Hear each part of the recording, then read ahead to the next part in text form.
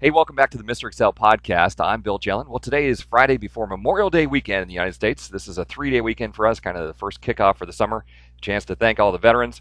I want to send a shout out to my dad, Bob Jelen, who's celebrating his 85th birthday this weekend, veteran from World War II. Today we have a podcast that has a great military use. This question was actually sent in by someone who's working recording times in the military, and he said, hey, I have to always go through and record times that certain events happen. I think it was planes landing on an aircraft carrier. And he said, it is so annoying for me to have to type the colon. For example, if a plane lands at 12:34, I could use the numeric keypad on the desktop computer to enter the 1 and 2, but then I have to go over, hit the shift key, hit the colon, and enter the 3, 4. Is there some way to solve that problem? And you will be amazed at what is actually available with a tiny bit of VBA code. It turns out that Excel has the hook in it so that way it can run a few lines of VBA code every time you make an entry in a cell.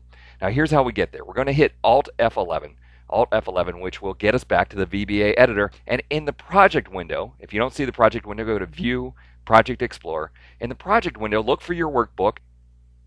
You might need to expand it, and then look for Microsoft Excel Objects. You might need to expand that. And then finally, double-click on the sheet name where you want this trick to happen. So we double-click on that sheet.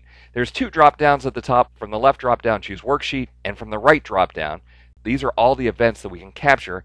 We choose the Change event.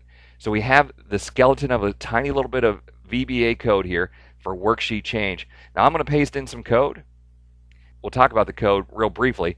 Basically, the macro is giving us a variable called target, and that target is the range that was just entered. So I can say, hey, if the column number of that target is column C, let's say in this case they would always enter the times in column C, then we're going to take the value that I typed in, take the leftmost 2 characters, concatenate it with a colon, and then concatenate it with the rightmost 2 characters. Now the very first time we wrote this, we didn't realize exactly what was happening because when we wrote that value back to the original cell, that actually is a worksheet change. So Excel would say, oh, hey, they just changed the worksheet. Let's go run this code again. And it was just creating chaos until basically we ran out of memory. So the one thing you have to do to make this work is a couple of lines of code where we say, we're going to take application.enableEvents, this is a property, and turn it off. We're not going to allow any event handlers to run. We write the value back to the spreadsheet and then turn the event handler back on. So now let me go back and show you exactly how this works. We're in column C. We're going to enter a value of 1, 2, 3, 4.